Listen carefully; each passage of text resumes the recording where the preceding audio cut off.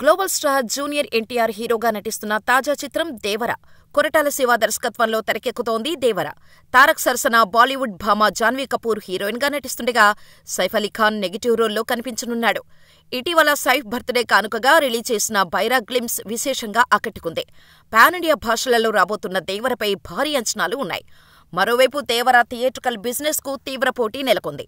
ఈ సినిమాను ఓవర్సీస్లోనూ భారీ స్థాయిలో రిలీజ్ చేసేందుకు సిద్ధమవుతున్నారు.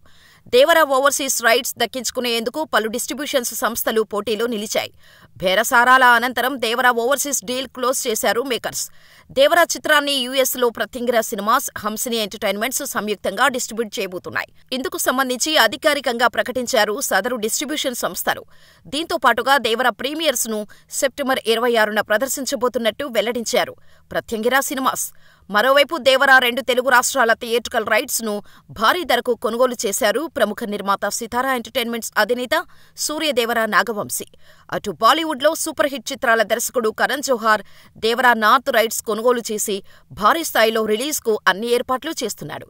భారీ బడ్జెట్తో తెరకెక్కుతున్న దేవరకు అనిరుద్ధ్ సంగీతం అందిస్తుండగా ఎన్టీఆర్ ఆర్ట్స్, యువసుధ ఆర్ట్స్ బ్యానర్లు సంయుక్తంగా నిర్మిస్తున్నాయి.